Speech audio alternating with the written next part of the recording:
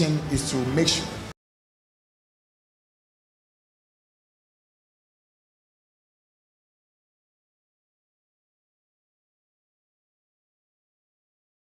the 13th of May.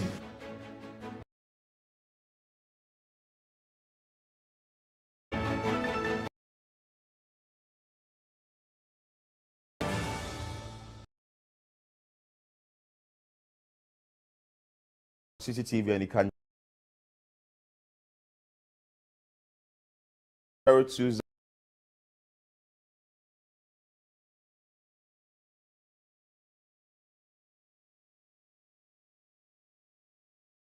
as Larte that we bring you the outcome of the engagement.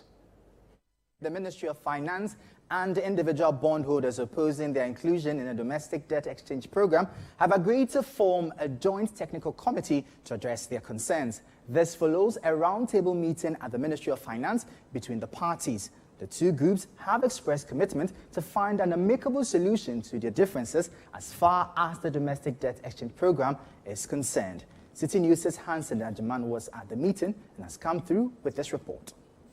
The meeting was necessitated by opposition raised by various groups of individual bondholders demanding their exclusion from the domestic debt exchange program. The groups, who claim to be about 1.3 million in number, have threatened to sue the government if they are not excluded, as the program will have an impact on their livelihood. The meeting, according to City News sources, was at the behest of the Ministry of Finance. The meeting began with the Finance Minister expressing commitment in seeking the welfare of all Ghanaians, including the domestic bond holders. The question really becomes that given the state that we are in with the economic crisis, as Prof. prayed us in, what is it that we all can do to make sure that this happens? And what is it that we do to make sure that we are alive after it has happened? And so, therefore, we have proposed a program in which there's been a lot of pushback and very high decibel level on some issues. The minister indicated that it is the aim of the government to get 80% participation for the domestic debt exchange. The exchange program, I think we had targeted something like 80% participation as a way to get enough to ensure that we are within the perimeter.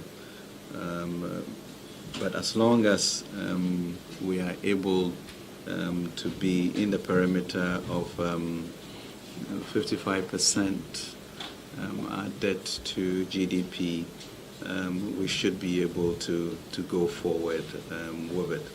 The discussions then went into conclave after the introductory remarks, and after about an hour of deliberations, a decision was taken to form a technical committee to further discuss matters. The consensus to have a technical team review the options that we have proposed is very welcome. And we look forward to working with your team, effective tomorrow, as indicated, for us to find a common path forward. We have clearly maintained our argument that we constitute a very small portion of the pie, which we believe should not hurt. But the impact on this subsector is the harshest. We commit to working with you on your plans to improve your revenue generation, to working with you on the ways to rationalize the expenditure sustainably and also manage the general Ghanaian expectation. So the engagement would be continued to make sure that we all understand where we are and what we have to do to go forward. And as you indicated, getting the common path, as you mentioned, for us to be here to enjoy the future. You indicated that I asked for the technical committee to be set up, and we do await your 2 members that you sent to us, and we should have the first meeting tomorrow. So it is of urgency. It's important. We must signal to the country that we can indeed circle the wagons and work within our limitations, but ensure that we all come out ahead somewhat, even with our limited resources. But what did the other stakeholders present make of the outcome of the meeting? Is the outcome only the technical committee that's supposed to be formed? Yes, but it's a very good start. It's gone very far. Okay, by agreeing to the technical committee. The reason for the technical committee is that the minister is agreed that we should sit down and look at how to find space in the budget. That is it. A committee was formed before this whole domestic debt exchange program. If that committee couldn't get enough consensus for this to be agreed upon after its announcement, why do you think a technical committee again? Because this 5-member committee that was formed earlier had some persons who had knowledge within the field. No, Mr. Ajiman, it's okay. For me, I'm always that. Let's just say this. It's a good start. Let's go into the committee. For me, let's repeat so that people understand. What the minister, the pith of our argument was that we should find space in the budget to be able to absorb individual bondholders. And he agreed. So that as long as we find space, and we've made the argument. So we made the argument that capital expenditure is going so high, we should find space there. Then we cited other examples. And say, okay, no problem. Come and sit down, let's do it. So please, let's go. Let's go. It's more than good. What is wrong with them? What is wrong with continuous stakeholder engagements? No, I'm asking you, what is wrong with continuous the concern has been... It doesn't matter. It's a different group. These are different groups who also have different opinions that they can support and help us with. So there's nothing wrong with inviting other different opinions, because it is together that we can find, a common point where everybody benefits at the end of the day. My policy positions are always thought through on a balanced scale. You always have to think about other people and look at what's functional. Like I told the minister, I own businesses that are negatively affected by it. I am an unemployed graduate. And as an unemployed graduate, if my businesses are negatively affected by it, it is a big deal. But considering the challenges he has at hand, I've accepted and authorized my businesses to subject themselves to this DDE. My problem is that you can't extend that to individuals because the implications are catastrophic. What do you make of the posture of the individual bondholders at the meeting, at this particular meeting today? I think it's fair. They came with their petition or their request, and that request was listened to very carefully. And the resolution here to explore the issues further, I think, is a good way forward. From what we've gotten from the meeting today, a technical committee is expected to be formed between the Ministry of Finance and also members of these individual bond holders. And the next conversation, hopefully, as we will bring it to you here on City TV and City FM, will be the membership of this technical committee and how this committee will be proceeding with its work. My name is... So the committee comprises of representatives from the Ministry of Finance and also leaders of the individual bondholder groups. And as Hansen has indicated, that the membership of the people within the committee will be unveiled very soon. But then we know that the committee will also start work later today. Rightly so, Philip. And if you recall, when these individual bondholders raised concerns about the domestic debt exchange and their inclusion, one of the fundamental issues they raised was the fact that they needed to meet the finance minister so that they can have a conversation about this whole particular program. And I remember clearly on Tuesday, I was telling you that this particular engagement we have seen has been deferred.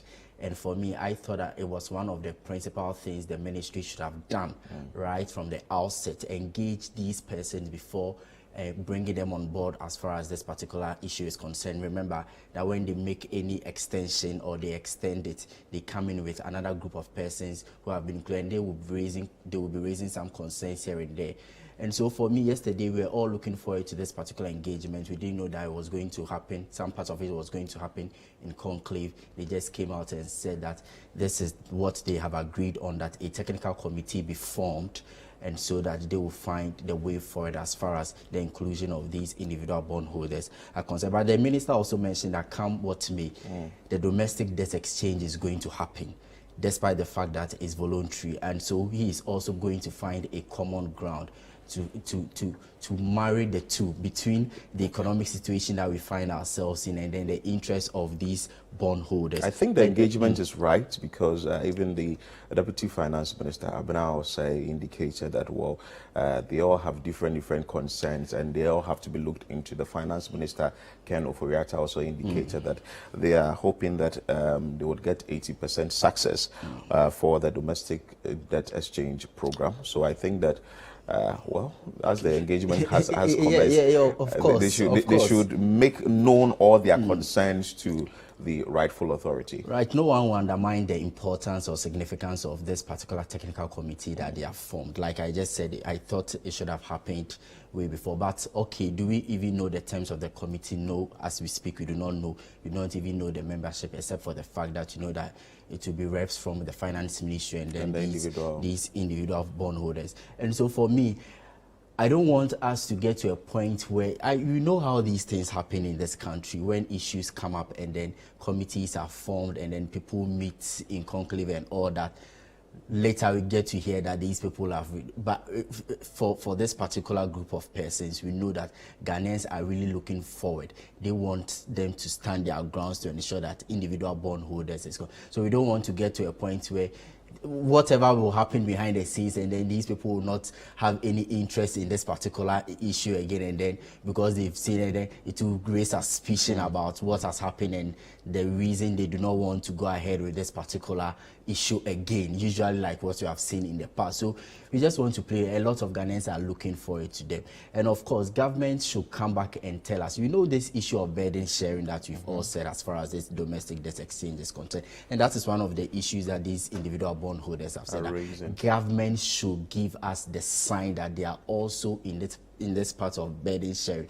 They've raised issues of, you know, the high capital expenditure, that's capex in the 20s. They want government to, you know, reduce some of its expenses, reduce their government size and all that, so that we all see that we are also trying to give in something. Government is also trying to bring in something. But if you leave the thing agile and then it's all about individual bondholders, it's all about institutional bondholders and pension funds and all that, without seeing any concrete plan of the government to also come in and help with this particular thing. I think that's where, so the next time government comes out as a result of, you know, conclusions from the technical committee and whatever they find, I think we should also see that, except for the fact that exactly. So here on CTTV, definitely we're bringing you the update from that joint committee that has been formed by the finance minister, that is between the finance ministry and also the individual bondholder groups. From one financial issue to another, let's go to the Public Accounts Committee. And the Public Accounts Committee has ordered the arrest of two guarantors of two former staff of the Kolebu Teaching Hospital for failing to fulfill their bonds after being sponsored to study abroad. Let's bring you that insight. The Public Accounts Committee of Parliament has ordered the arrest of two guarantors of two former staff of the Kolebu Teaching Hospital for failing to fulfill their bonds after being sponsored to study abroad. Now, the beneficiaries were expected to refund an amount of 98,000 Ghana cedis, which was spent on their studies outside the country, but have since 2020 failed to do so. Now, my colleague Nia Ikwe Okain was at Park for the meeting and brings us more updates. Nia, what more can you tell us? On Wednesday, the Ministry of Health appeared before the Public Accounts Committee of Parliament to answer questions pertaining to infractions in the 2020 Auditor General's report. During the proceedings, the members of the committee raised eyebrows over the failure of the Western Regional Health Directorate to recover an amount of 77,000 Ghana cedis allegedly embezzled by a mortuary attendant of the Efiankwanta Government Hospital in the Western region since the year 2020. Now, Efiankwanta Regional Hospital, mortuary revenue not accounted for, 77,006 Ghana cedis. And this was for 554 dead bodies deposited at the hospital mortuary between June 2019 and July 2020. Abba, where is the money?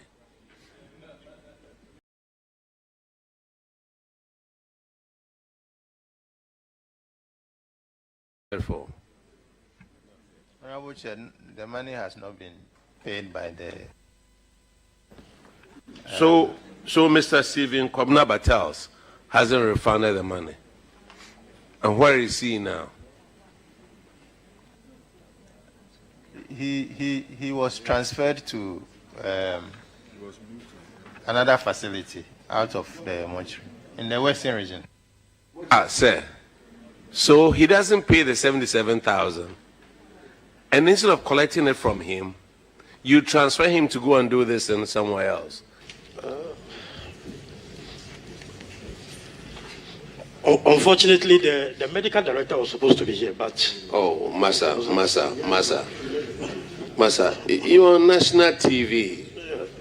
This guy steals the money or embezzles it 2019 to 20, from 2019 to 2020.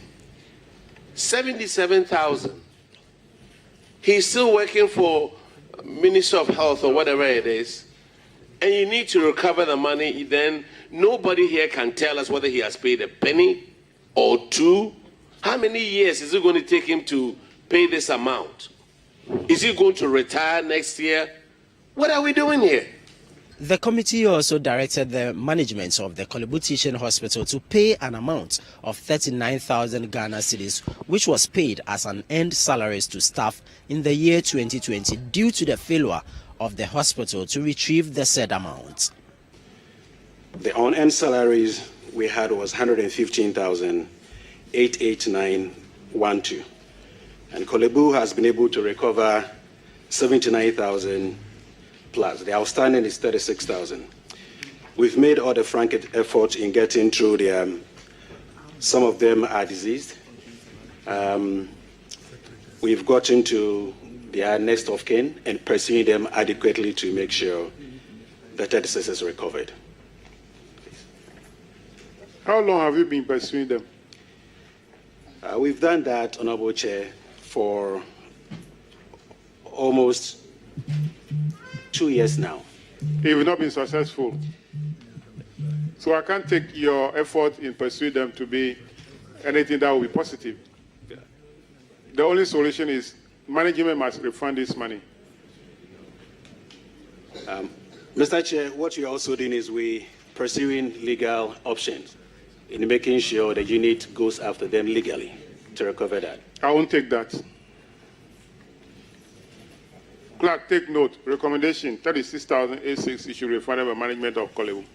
The committee also ordered the arrest of some guarantors of 2 former staff of the Kolebu Teaching Hospital who failed to actually honor their bond term after being sponsored to study abroad. Kolebu Teaching Hospital, there were 2 staff, no names, 98,546 spent on them. Then in Korea, Tuasi Government Hospital in Korea, 47,000 spent on them.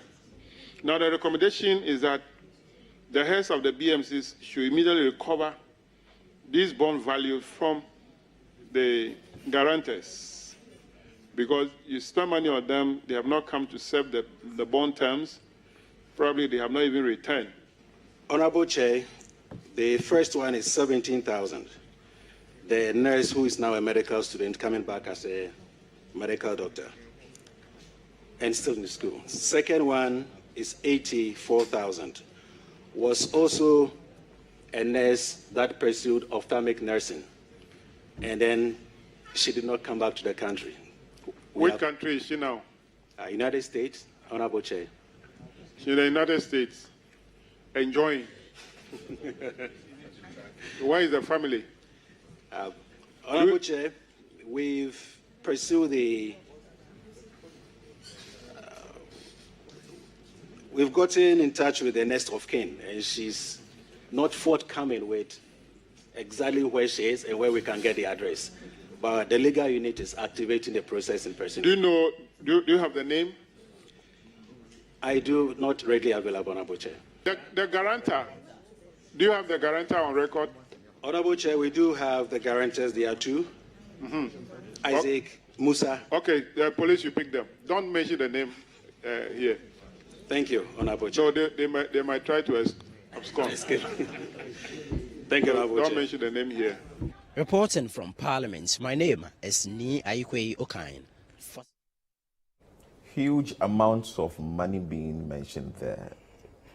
And I can say that if all these monies are being retrieved we'll not go to the since IMF. the time Public Account Committee started sitting, not 2023, the 2022, 2021, then preceding years, I don't think we'll go to the IMF. And one may ask, after all this, what is being done to the individuals that Philip, names have been mentioned, that you have to provide some 77,000 Ghana cedis, and even what baffles me was a mortuary attendant, whether allegedly embezzling some funds, that's 77,000, and he's nowhere to be found. What they are saying that he's been transferred to another facility, and since 2020, 77,000, among other monies, nowhere to be found. Anytime the Public Accounts Committee sits, always interesting developments there you get to hear every now and then. And like you mentioned, you hit the nail right on the head. A lot of money is being mentioned over there. And for me, I'm particularly interested in this particular one because it's happening in our health space. And for me, if some of these infractions happen in our health sector, I get particularly worried because of the kind of challenges we find ourselves in as far as our health is concerned, in ensuring that we deliver quality healthcare services and then boost the healthcare architecture of the country. And these monies are going down the drain and healthcare continues to suffer. Three things for me. One, what are the mechanisms in place to ensure that people who embezzle such funds, especially the issue of those who are sponsored to go abroad, yes, when they do not fulfill their part of the bond, what sanctions are there for them? It doesn't really make sense that somebody would just take government money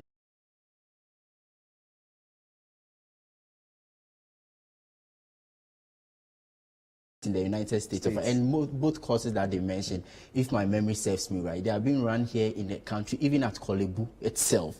So why sponsor somebody huge sums of money, the person goes, the person never returns, and then, I mean, the person is just left enjoying somewhere else and people continue to suffer here. And then also, you know, this issue of people with genuine concerns who even come in to get the help of government and they will not get because of what somebody has done in the past. Just like you said, I think beyond the, and I think with my little knowledge in accounting and even auditing, I think the farthest the committee can do is just to recommend surcharge and all that. But as to when the monies will be retrieved or not. I think the same thing even happens with the Auditor General. Yes, so I think maybe we have to revisit the conversation of giving the Auditor General the prosecutorial powers to prosecute some of these things, because every now and then you get the recommendations from PAC, surcharge, recommend they should retrieve their money, and then we go back to sleep, and then it's business as usual. We are not really helping ourselves as a country when it comes to, you know, misappropriation of funds and infractions and all that. The committee is still sitting today, and definitely we are still going to hear of more amount of money being either embezzled or not being retrieved and all that. But the question is, what happens to these individuals, and for how long are we going to continue having money in the hands of individuals who are unable to give it to the state? Well, let's move on to another story. And the embattled MP for Asin North, James Jachi Kwesen, has filed for a review of the Supreme Court's ruling dismissing an application for certiorari on a High Court decision concerning criminal charges he is facing at the High Court. Let's bring you inset of that story. Now, embattled Member of Parliament for Asin North, James Jachikwesin, has filed for a review of the Supreme Court's ruling dismissing an application for Sechurarai on a High Court decision concerning the criminal charges he is facing at the High Court and an order prohibiting the trial charge. This follows a failure of the injuncted MP to get the Apex Court to overturn a ruling of the High Court dismissing his application to exclude the witness statement of the prosecution's first witness.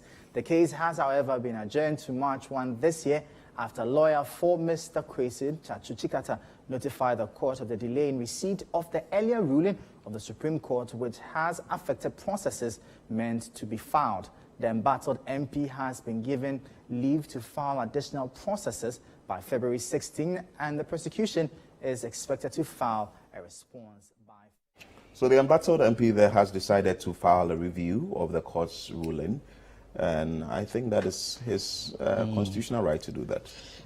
Exactly, but the court that issued that particular ruling is the same court that you're invoking its supervisory jurisdiction. So let's see how this particular issue turns out. As you may be aware, you know what the issue is. Yeah. The fact that Mr. Jachikwesin believes that the first prosecution witness is not competent enough to tender in his evidence as far as that issue of he being, he's facing several counts of, illegality. So the counts that he is facing is deceit of a public officer, forgery of a passport, knowingly making of a false statutory declaration and perjury, and also false declaration since to February 12, 2022, and this was filed, and he's filed for an execution for the statement of the prosecution's first witness, as you made mention of, but that was dismissed by the High Court, and a subsequent application for the Sechurarai, to quash the decision of the High Court and prohibition of the judge presiding over the case of the High Court, and was dismissed by the Supreme Court. So he has gone there to get a review or revoke the review jurisdiction of the Supreme Court, seeking an overturn of its earlier decision. Basically that. Basically that. And so the Supreme Court is saying that lawyers for the defendant and then also for the applicant should go back because they argued that they didn't get the ruling on time, and so they have to get more time to be able to file their processes. So that's why the court has given them up to sometime in February to put all these things together and then reappear in court on March 1, 2023. So that's the issue. Jachikwesin says that the Supreme Court, that's the Apex Court, should reconsider its own decision, and that's quashed the decision of that upheld rather the decision of the High Court that the first prosecution witness was competent, and then his witness has been duly admitted as far as the issue is concerned. So I mean that's basically like indicated. The case has been adjourned to March 1, and so let's see how lawyers from both parties will be arguing when they reappear on March 1. You are still watching CNR Extra on CCTV. Still to come. Community within Abokobi in the Ga East municipality accused Presbyterian Church of unlawful attempts to evict them from their lands. Meanwhile, the church insists the residents are encroachers. We'll bring you more of these stories after this break.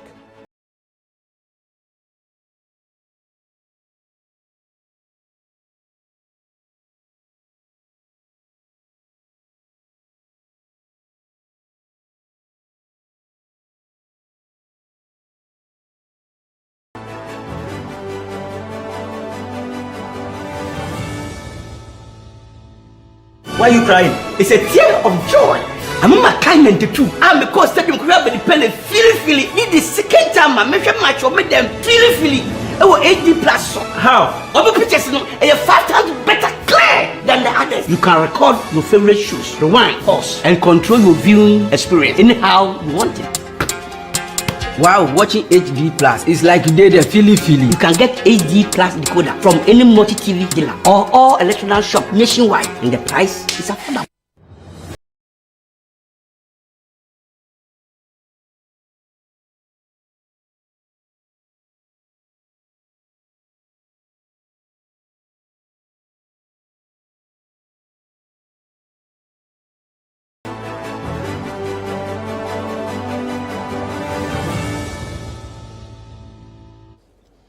We are grateful for staying with us here on CNR Extra. You can join us with your thoughts, submissions, and comments via our WhatsApp line 0204447033. As well, you can join us on YouTube on CityTube. Let's move to another story. And the people of Ananchals, a community within Abokobi in the Ga East municipality, are not excited about the unlawful attempt to evict them on their lands, they say, by the Presbyterian Church. Let's bring you that insert. People of Ananchals, a community within Abokobi in the Ga East municipality, are accusing the Presbyterian Church of unlawful attempts to evict them from their lands. On Wednesday, January 18, the church, with the help of the police, went into the community to reclaim some encroached lands. Now, the residents are, however, defiant of the eviction order because, according to them, the land was bequeathed to them by their ancestors. Now, my colleague Charles Owusukumi was our man on the grounds, and he brings us more updates. Charles, what more can you tell us? Land disputes are a common feature of Ghanaian lives, but it becomes a bit more interesting when a church as big as the Presbyterian Church is being accused of unlawfully evicting people from their homes. This morning we're at Abokobi in the Ga East municipality, where the people of Ananchals, one of the suburbs of Abokobi, are accusing the Presbyterian Church of unlawful eviction. We'll hear from the church, but first let's go to the Ananchals community and hear from the people. We were here this morning when a police team with the Abokobi community came here. This morning they have gone to court with the one family that we call Aducho family of Usu, and they have won the case. So, since this area too belongs to Abokobi land, they include Odocho family too. So they have to come and then a jet is from here. This is what happened this morning. And we told them, yeah, but this case has been resolved since about 30 years ago or so. And the demarcations are there to indicate where they indicate to Ananchals. And we are staying within our boundaries. We have not extended any house or anything to anybody. So if you have given me anything, I don't have any right to give it to my children or my sister or my sister's brother. So we don't understand what happened. This morning we were here when they arrived with more than over 70 armed policemen. Then they started harassing the people in there. So what you see now are belongings of a resident here at Ananchals, here at Abokobi. And this is because the Presbyterian Church is claiming ownership of this land, and they were here this morning to try and effect some evictions. We were here, they went to this place, they went down, they came here, and one of the court, this thing, came and wrote this thing here, and they went away. But later, we were standing where your car is parked. Before I see, all of them have entered the house. One of the policemen, he has covered the face. He took the people inside. Come and bring the things out. And I asked him, you say you are coming for peace, and look at what you are doing. He said, the time they put the red here, but I told my son to come on the red band. I said, what do you mean? You say you are coming for peace. Right now, see, he has taken everything. So they went inside. And I was standing behind my car, the pawpaw tree. They went inside, they bring the things out, before another policeman came and called me, go inside and see how they bring your things out. The Presbyterian Church is one of the biggest churches in Ghana, a very well-respected church in the country, involved in a lot of other things like education and health. But what exactly is going on in the Abokobi branch? This morning we heard news that the Abokobi branch of the church was involved in the eviction of some people from a certain land. We'll try and get some explanations from the elders of the church. So the land was acquired, bought by the missionaries. And the tradition has it that when people get converted, and they want to relocate to Abokobi, because those days, you have people were coming from very paganistic, environments. So they become targets for their families and all that stuff. So then they request for a place, in Abokobi, and then the missionaries, through the community elders, they allocate a piece of land, not more than 2 plots those days. But basically, everybody was given a plot of land to put up a residence so that they can stay free. They can relax, they can have time to worship their God and stuff.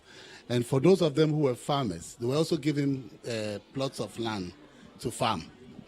The Anan Charles is the convert, so he was from Pantang. So he was given a place to settle, And then when he was given the plot of land to settle, he also had access to the lands around for farming, But it was not bequeathed to him. Now he has gone, he's been called by the Lord, and the great-grandchildren, are occupying the place, and they started to sell. The land is allocated by the church. So they should tell us who from the church gave them that demarcation.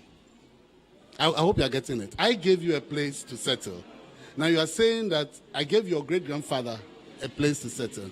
Now you are saying that it was more than what I am claiming now. Now tell me who from the church came and gave you that land.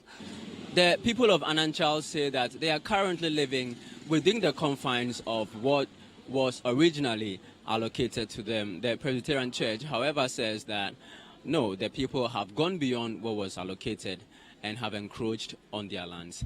It remains to be seen if these two groups can come to a compromise before anything untoward happens. From the ancient town of Abokobi, this is Charles Osukume reporting for City News. People of Anan Charles on one side, the church, that is the Presbyterian Church, on another side, basically finding the owners of the land. I think that when it comes, like yesterday we made mention of, every now and then there is an issue with land in this country. Today, as we learn, a church is involved. Exactly. That's what interests me. And when you look at the Maslow's hierarchy of need, shelter is basic. And before you get shelter, people would have to get a place to build. And if this becomes the issue, it becomes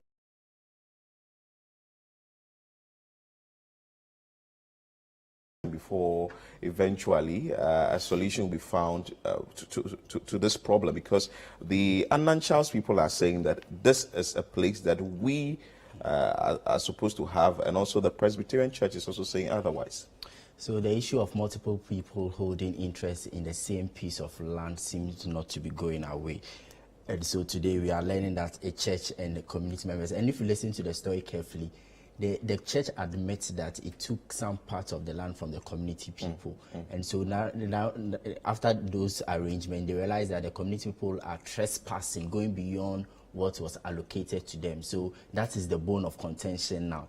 And so it's not an issue of they do not even know who the land belongs to. They are clear in their minds who the land belongs to, but they are saying that based on their special arrangements that they made, the community members are trespassing. And we have to get to hear from the church too as well in this particular subject matter. It's as if it's the community members on one side. But far from that, I think there are institutions that deal with land issues. Of course, granted, the Lands and Natural Resources Ministry, and even the Lands Commission, the assemblies, they have a role to play in this. So why should we get to a stage where we would have issues with land problems every now and then, and even the chiefs are supposed to come in there and get the issue addressed? This is something that is becoming one. Because yesterday, that has to do with Idol College and also the Lands Commission and the family also asking for a parcel of land. Today, it's Anan Charles community and also the Presbyterian. And this is what gives rise to what we call quote-unquote land guardism. Well, so based on the land guardism issue, some residents of Papase number 1 are in fear because of similar situation in that community, land guardism. Let's bring you that insert. Now, some residents of Papase number 1 are living in fear over land guard activities in the enclave. Residents witnessed sporadic shooting over the weekend by some individuals on motorbikes purported to be land guards. Central Regional Correspondent Calvis Tete has more in the following report. According to some residents of Papase No. 1, located within the Wutu-Senya West district of the Central Region, the sporadic shooting over the weekend by some persons who live there fear for their lives.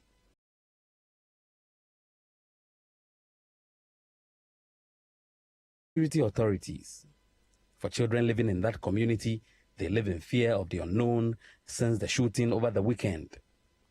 Some construction workers who were working on some parcels of land in the area were not spared as the land guards physically assaulted them.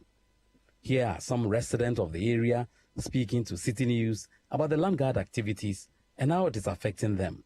You can't be bringing guns and putting warning shoot, putting fear in the citizenry, disturbing the peace of the workers on the field. They said they should stop the work because the land does not belong to whoever ordered them to come and work here. Workers like people who are working on their various No, lands. masons and laborers, they are working on the land. So they stopped them from working. All we heard was gunshots, motors moving in and out. Basically, we were all scared what was happening. Before we got to know, there's been some hooligans coming in from all over. We don't know where they came from. We went to the Ofanko police division to report the issue to them, that this is what has happened. Till now, there hasn't been any arrest. Moto, any Langard for Ekitentu Ma, I almost shoot direct. I mean direct shooting to a friend say a community. I say, I'm prepare me symphony be. I am the who a car and conform me.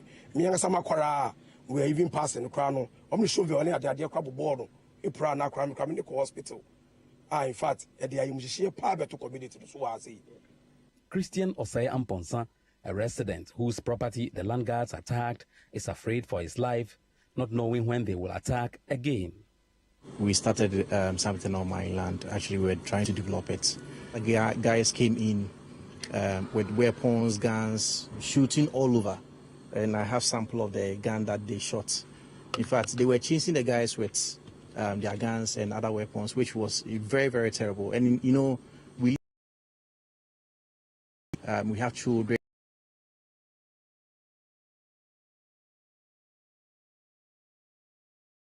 For my house is very difficult for me because...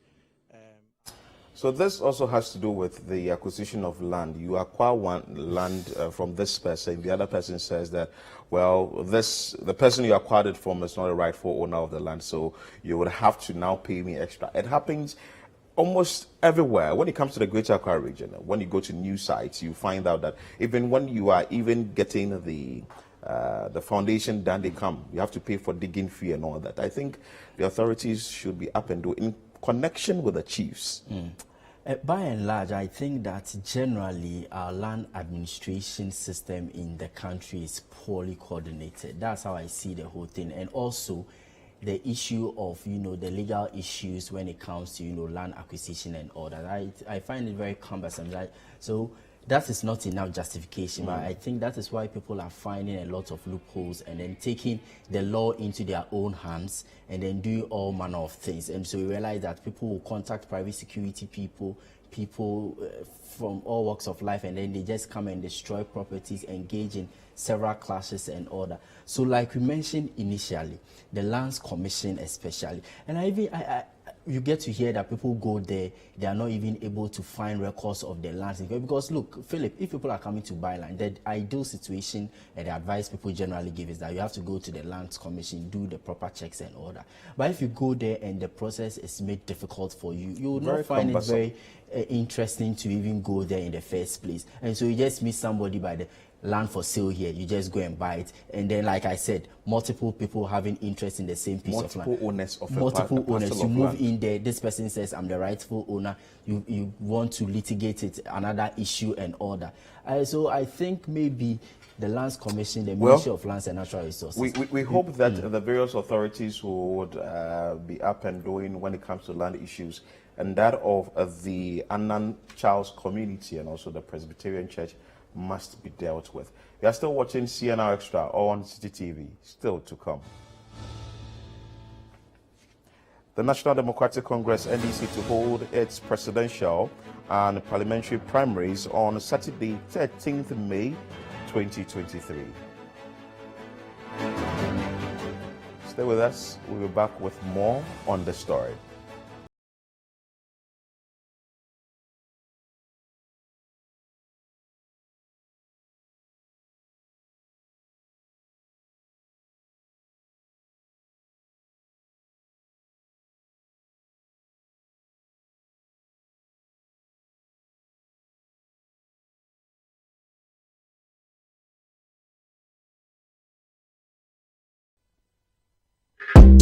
It's City on the Go. You don't have to miss any of your favorite television and radio shows on City TV and City FM. Enjoy thrilling content from your world of great television and relevant radio at your convenience. Subscribe to CityTube on YouTube. Turn on your notification button and receive prompts on our live streaming sessions and new content uploads. For easy access to the CityTube page, scan the barcode on your screens. Subscribe to the CityTube page and to subscribe to CityTube for amazing content from City TV and City FM.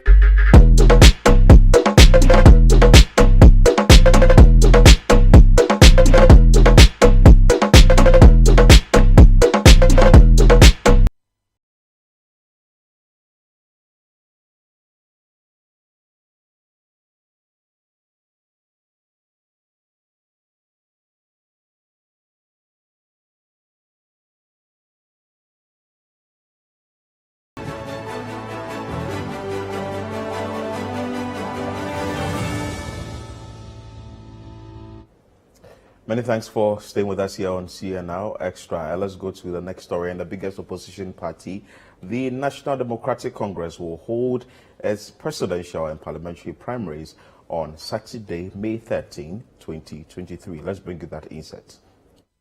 The National Democratic Congress, NDC, will hold its presidential and parliamentary primaries on Saturday, 13th May 2023. The impending polls is to elect a flag bearer and parliamentarians to contest on the tickets of the party ahead of the 2024 general elections. Now, per the timetable outlined by the party, interested individuals are expected to pick up nomination forms from the party's website or its headquarters. Filing of nominations will take effect from 22nd to 24th of February 2023. General Secretary of the National Democratic Congress, Fifi Kwete, has been given further details of its upcoming elections at a press briefing held in Accra.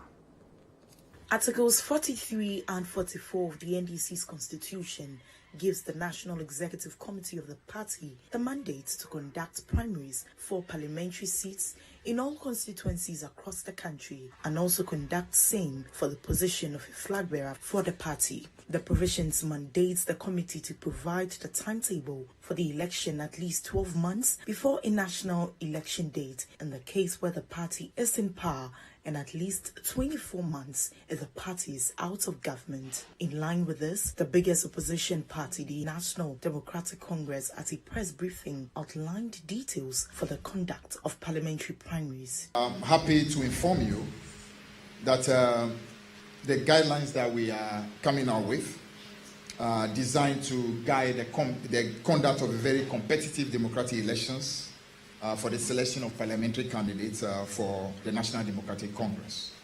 So the election of the parliamentary candidate for every constituency, I'm happy to inform you, shall be held on Saturday, the 13th of May, 2023.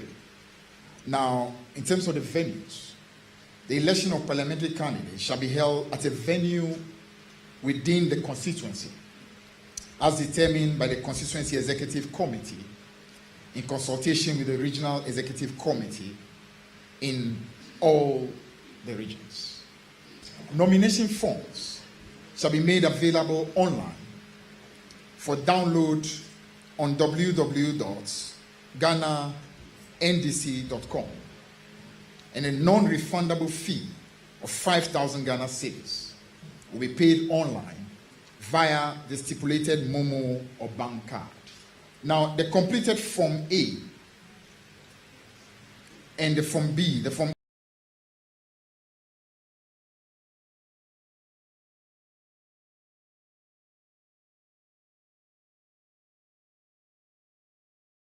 General Secretary after the payment of non-refundable filing fee of 40,000 Ghana cedis. The party also outlined a timetable for the election of a flag bearer. The election of the presidential candidate shall be held on Saturday, the 13th of May, 2023. So effectively, our intention is to make sure that we have the presidential and the parliamentary primaries on the same date. So the two elections are going to be held on the same date. That will be Saturday, the 13th of May, 2023. Now, this is going to be done at voting centers in all 276 constituencies of the NDC, which includes the South Guan catchment area. The opening of nominations will be between the 22nd February 2023 to the 24th of February 2023. Submission of forms and filing of nomination will be between 20th of March 2023 to the 22nd of March 2023. We expect that the nomination form shall be made available at the office of the General Secretary and is available at a non-refundable fee of 30,000 Ghana cedis. Now, once these forms are picked, when it is time for these forms to be returned, what we expect is that an evidence of the payment of a non-refundable filing fee of 500,000 cedis will be made. And this is going to be done through bankers' drafts. The General Secretary, Fifi Avikwete, outlined the rules and regulations that will govern the conduct of aspirants during the campaign period. The process leading to the election shall be conducted in a civil manner, devoid of mudslinging, political vilification, insult, acrimony, and rancor. All contestants shall have equal and unfettered access to delegates and all party structures. Any person or contestant who violates the regulations shall be subjected to disciplinary action in accordance with the party's constitution. All contestants shall be free to display prominently their names, posters, and other paraphernalia in all the constituencies. No organ, institution, branch, or structure of the party shall issue any public or press statement in support of any of the contestants. As I mentioned earlier, we will not allow any organ or any group to commit the totality or the collective of any group in support of any presidential candidate, just as we expect to be done at the parliament. So ahead of the 2024 elections, the NDC has made it aware or made it known that the primaries and the presidential, that is the parliamentary and the presidential, will be done May 13, 2023. They also stated that special fees for female and persons with disability is 50% discount for all of them. And yesterday, when the chairman, it's still in my mind, General Secretary, the chairman made mention of the fact that in constituencies where the parliamentary candidate, that is the PCs, are elected and they are still inactive, there will be they'll do another primary in that constituency. It's very interesting because according to the party, they had to suffer a lot of issues as of ahead of the 2020 elections because some PCs were very ineffective. So I think this is also an opportune time for the party to mend itself ahead of the elections, because we know of some of the issues. We know the tension brewing, for instance, Asawase and all that. So, and some of the issues that characterize their regional and even national executive elections. So going forward, we don't want to see some of these things.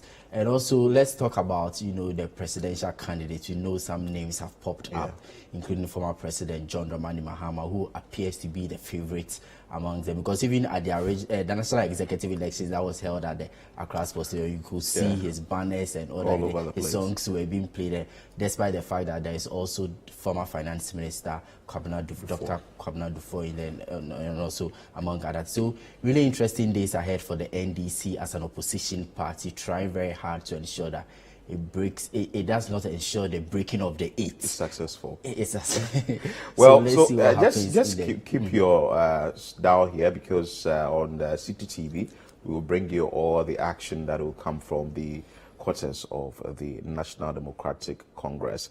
That is how we end today's edition of CNR Extra here on CTTV, which came to you live from our studio at number 5. Oula Hansen Lane at Tesano here in Accra. My name is Philip Ni Larte. I did this with Ni Larte. Many thanks for your time once again, and keep watching CTTV.